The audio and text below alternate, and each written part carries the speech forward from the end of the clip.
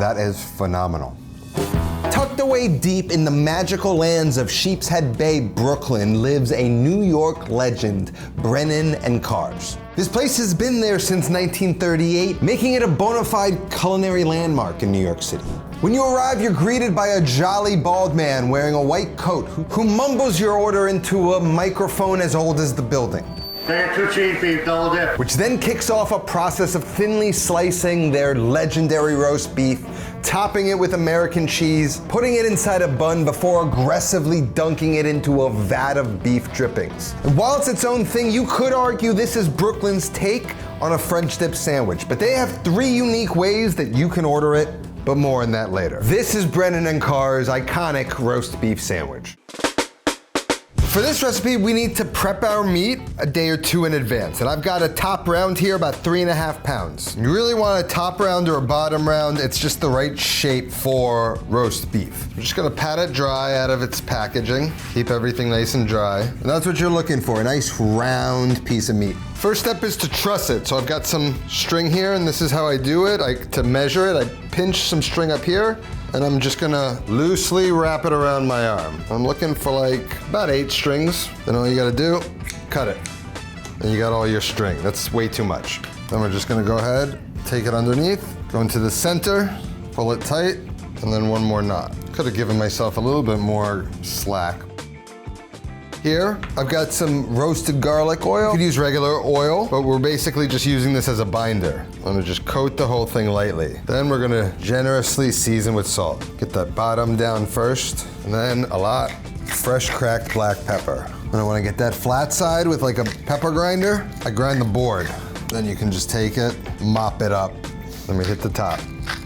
Get it on a sheet tray. You wanna let this sit in the fridge, let that season penetrate for at least a day. If you can swing 2 days, great.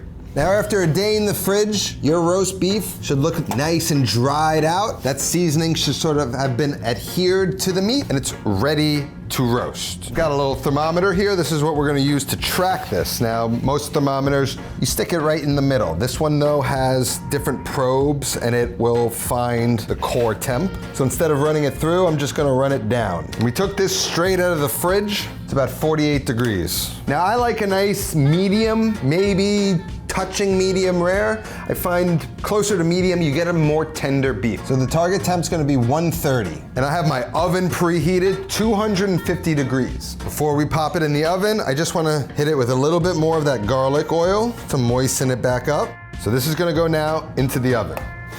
Then along with a kinda unit like this, all these thermometers nowadays come with an app as well. And that's just gonna cook low and slow, I would imagine, for about 2 hours, but once it gets cooking a little bit, it should tell us right on the app. Halfway through the cook, we're just gonna rotate the beef and make sure that it cooks nice and evenly. We've got about 50 minutes left, and here's the thing about this low temp and why it's gonna help us ensure a nice even cook throughout the center of the beef. That thermometer will also track the surface temperature, as you can see here, which is around 150. Now, if a nice medium is going to be 130, 135, you don't want the surface of the meat to be much higher than that. Otherwise, you risk the dreaded gray band. And in roast beef, that gray band can get rather big, often due to, at some point in the cook, blasting it at like 500 degrees. That's why we sacrifice the crust, because it's barely even gonna be noticeable once we thinly slice it, in order to get the perfect cook in the center, which is all roast beef is at the end of the day. 40 has hit me like a ton of bricks. And between me and my family, I've seen my share of doctors this year. And in the past, I've always wondered, like, how do you find a good doctor? Is it your mom's doctor? What if she didn't pick a good doctor? Well, one of the best ways I've found to find great doctors is our sponsor today, ZocDoc. I think a lot of reasons people put off going to see a doctor is because they don't know if their doctor is actually a great one. And in my experience, there really isn't a better way right now to find great doctors than ZocDoc. With ZocDoc, you can search and compare local in-network doctors with more than 150,000 providers within more than 200 specialties across all 50 states. And besides detailed doctor profiles, the best part for me is that I can read through reviews from real patients, and then I can see when there is an appointment available and instantly book a visit. And you don't have to wait weeks. Appointments happen fast. fast, usually within 24 to 72 hours. Sometimes you can even find same-day appointments, which is almost impossible these days. Best part about it is ZocDoc is completely free. Now, as we've grown old together over these last 8 years, we all need to start looking after ourselves a little bit better. First step is clicking the link in the description or visit ZocDoc/not another and get started today. Now it's been about an hour and a half and the internal temperature is 115. Now if we were cooking this at a much hotter temperature, let's say 500 degrees, 400 degrees, now would be the time at 115 that I would pull this out. And a piece like this at that temperature would carry over at least 15 degrees pulling it out now. But we're cooking this at 250. Now it's a big piece of meat, but a much lower inertia. And so I'm going to predict this carryover cooks no more than 4 degrees, maybe as low as 2 degrees. So I'm aiming to pull this out at 127. 127, time to take it out. Smells like that Maillard actually kind of came through a little bit on the outside without even having to blast it. Just gonna wrap it in some foil, try and insulate it a bit until we're at our final temp. There we go. While I don't suspect this will carry over much longer, I'm gonna place this in the fridge and try and stop the momentum.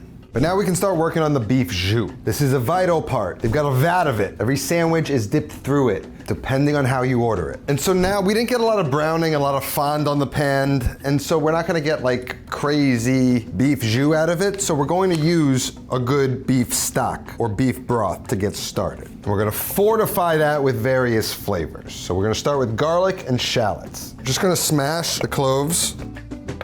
I'm just gonna slice up the shallots. Now, one of the tricks I'm sure a place like this uses, we used it on the food truck when we braised our short ribs, is a version of like a perpetual stock or broth. When I tested this recipe, this is the residual of the broth that we used. While I'm gonna make a new one, I'm going to add the old one back into it. And if you do a process of that where you save a little bit, add it back in, that adds that sort of deep flavor that only like a place like Brennan and Carr kind of gives you just from age and quantity of what they're cooking. So I'm gonna get my little saucier on medium-high heat and I'm gonna add a little bit of that garlic oil I have left over. You could use regular olive oil. Once we've got it hot, I'm gonna add in the garlic and the shallots and begin to brown them. Try to build some flavor on the bottom of the pan just to add some depth to the stock. Hit them with a little salt. And all you're looking for is developing a little color, getting them nice and aromatic. You're basically just looking for that amazing smell you smell when you caramelize garlic and onions. Once we got some nice color developing on the pan, I'm gonna go ahead and add in the beef broth. Add in about 2 capfuls of Worcestershire sauce and then a couple dashes of soy sauce. And despite having added fresh garlic and fresh onion, I'm also going to add dried minced garlic and dried minced onion. They both add a different distinct flavor that's going to sort of steep into the broth and they'll get strained out later. Then we're gonna add the old stock. Now we're just gonna bring that up to a boil, drop that down to a simmer and just allow all of that flavor to marry, roughly just until the beef fully cools down. Now, did you see that? Peaked at 132, which is not bad. I told you, I was off by a degree. I should have pulled it at 125 if I wanted to land square at 130. Now we want to completely let this cool down before we wrap it. We're gonna strain the broth and then we can make sandwiches the next day. Patience, I know it's cooked. You could eat this now, it's just harder to slice thin when it's still warm. Once it's firmed up overnight and chilled, you're gonna see you can get a deli slice, albeit slightly thicker than paper thin. Once it's chilled and then we'll warm it back up in the broth. Cool to the touch, almost down, a little above room temp. Gonna take my roast beef, I'm gonna wrap it up. Place it in the fridge to firm up overnight. Now in our roasting pan, we've got some cooking juices. So I'm gonna take some of the liquid, clean up the sheet tray, get it back into the pan. Then we're gonna strain out our broth. Now this, for all intents and purposes, is going to be our vat. This is gonna be what we dip and serve the sandwich with. This we can place in the fridge to cool. Now imagine you did this over the weekend, you wake up tomorrow, it's Monday, you're set up to be making sandwiches all week. And that's what we're gonna be doing tomorrow, so I'll see you then. So now is the fun part. First thing we gotta do is set our vat up. So I'm gonna take our broth, I'm just gonna bring that up to temperature. Just get that out of its plastic, pat the bottom dry. And let's see how we did. Juicy, nice medium, maybe a little medium rare. That's how you want it. Now to cut it, I'm just gonna remove the string, but you wanna use your thinnest blade, and this is how I'm gonna do it. I'm gonna cut it in half first, so that's against the grain. Now I've got a smaller piece of meat that I have more control of to shave thin. Moist, thin, easy to slice. See how tender it makes it when you do it nice and thin?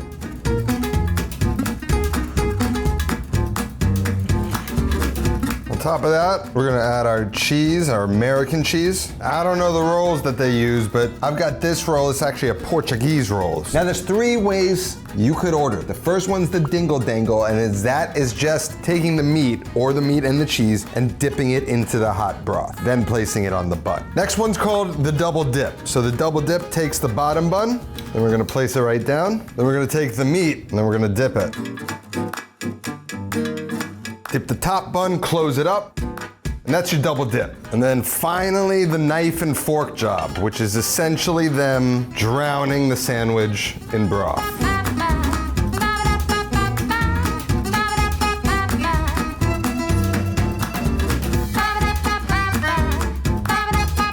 That is phenomenal. When you get the right bread, it holds up to all of that juice. And the roast beef is on point, never gonna buy it from the store again. And the broth adds that final bouquet of flavor to the whole thing that just gets all soaked up. You don't gotta go down to Brooklyn anymore. It's just roast beef and cheese. Full recipe for this is gonna be down in the description. That's all that I have today. I'll see you next time. Until then, take care of yourself and go feed yourself.